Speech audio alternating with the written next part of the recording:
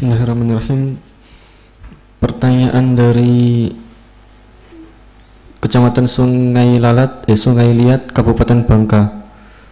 Assalamualaikum Ustadz. Saya masih JM. Alhamdulillah sudah tidak berpemahaman takfiriyah. Mudah-mudahan Allah mengampuni dosa saya yang dulu pernah menganggap kafir di luar JM.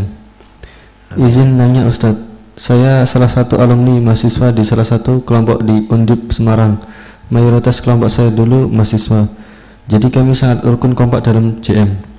Saat ini sudah berjalan 4 tahun saya sebagai alumni. Saya diterobosi KU di sana untuk ikut andil sedekah jariyah untuk pembelian tanah di depan masjid kelompok untuk keperluan sabilillah. Skemanya adalah pinjaman ke pusat, lalu dibayar angsuran, yang mana angsuran ini nanti kami para alumni diminta amal solih untuk diminta amal solihnya termasuk sebagai donatur untuk melunasi pinjaman ke pusat tersebut. Yang ingin saya tanyakan, 1. Selama ini yang saya tahu skema pinjaman ke pusat adalah pinjaman dilunasi dengan cara mengangsur sekian tahun dengan memberikan keuntungan ke pusat sebesar sekian-sekian. Apakah itu tidak termasuk riba? Atau akad seperti apa yang terjadi? Karena saya sebagai rakyat biasa kurang informasi tentang itu. Kedua, jika itu termasuk riba, saya sebagai salah satu donatur yang ikut kesanggupan membayar tiap bulan dengan niat sedekah jariyah untuk melunasi ke pusat. Apakah saya juga terkena dosa riba atau mendapat pahala jariyah dari pembelian tanah tersebut? Mohon penjelasannya. Saya sebenarnya tidak, dulu selama ada di sana saya tidak termasuk yang yang seperti ini. Saya dan teman-teman urusan ilmu, tapi saya ingin menjawab hukum secara umum saja, ya. Saya tidak tahu detailnya seperti apa. Yang jelas jawaban pertama, ya, kalau itu pinjaman murni itu ya pinjam uang 100 juta misalnya, betul-betul dalam akadnya pinjam uang untuk misalkan membeli tanah sabilillah, tanah untuk masjid, tanah untuk ruang tamu, kan itu sabilillah. Pinjam uang ke pusat itu artinya 100 juta, terus disuruh mengembalikan 150 misalkan dalam 2 tahun atau dalam 3 tahun atau dalam 10 tahun, berarti itu riba murni. Itu yang dimaksud dalam ayat ya ayyuhalladzina amanu la ta'kulur riba adhafan mudha'afah. Itu namanya riba jahiliyah, rentenir namanya, ngutangkan uang sekian balik sekian.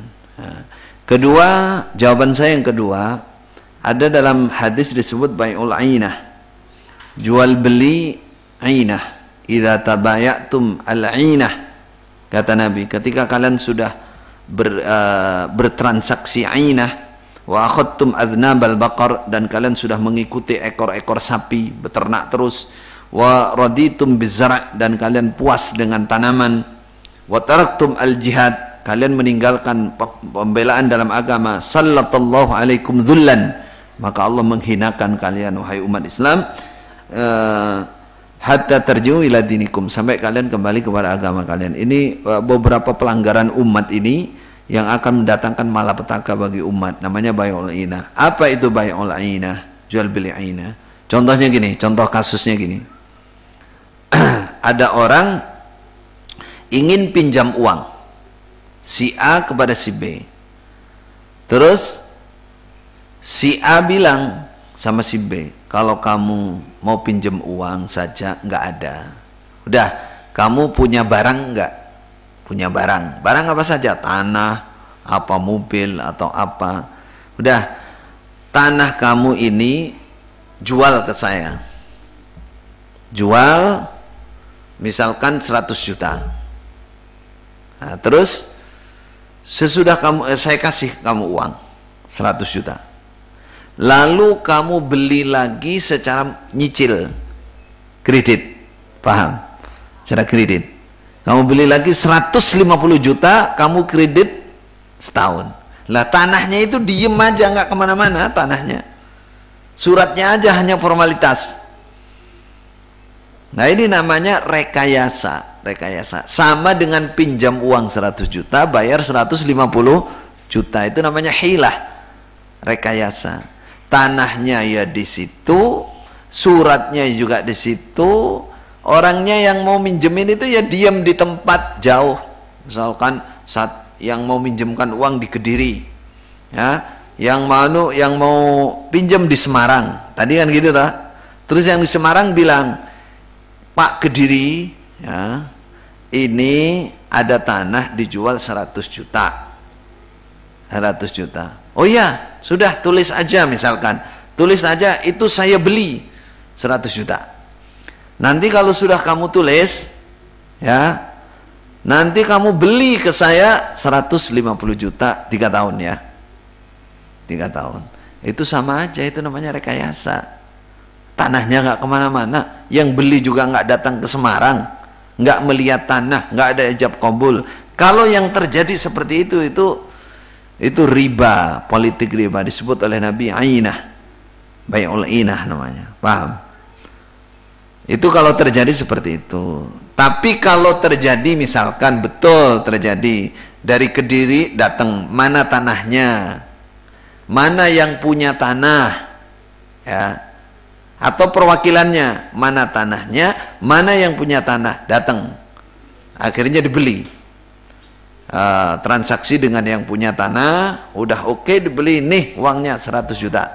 Lalu sesudah dibeli oke, baru diberikan kepada pengapling atau dijual ke orang lain, dijual ke ru'yah di situ 10 orang atau 100 orang misalkan.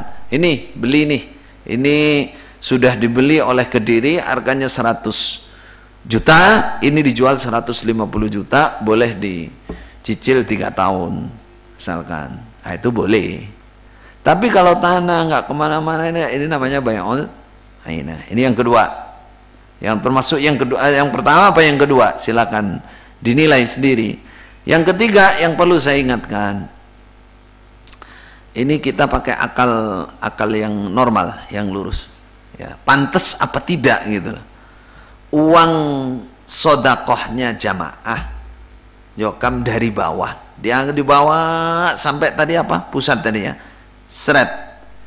Kemudian di bawah yang di kelompok yang infak itu ingin punya masjid, ingin punya rumah sabilillah. Berarti kan ini uang sabilillah dikirim ke atas, kemudian di sini butuh untuk sabilillah, dan yang di atas yang pegang di orang-orang sabilillah juga semua. Pantas nggak ini istilah jual utang piutang? Kalimatnya tadi apa ya? Utang ke pusat. Berarti kan kayak jadi milik orang pusat berarti kan? Jadi yang saya tanyakan, pantas nggak kalimat ini? Saya kira nggak pantas. Uang dari kelompok, dari desa dikumpulkan, uang sabilillah dikirim, setelah di atas, wah ini milikku misalkan. Yang bawah harus pinjem. Nah itu menurut saya itu ya kurang etis lah. Masa sabilillah orangnya juga sabilillah, terus pinjem, terus diambil hasilnya untuk siapa? Nanti dibagiin lagi. Barangkali loh ya. Ada yang kebagian 5%, 10%, padahal uang sabilillah, orang sabilillah digunakan untuk sabilillah. Ini sesuatu yang perlu tinjauan supaya harusnya sabilillah ya dikasih aja, harusnya normalnya kan gitu. Uang itu juga uang dari bawah juga. Kok ada istilah utang itu tidak etis, tidak sepantasnya. Ya, baik.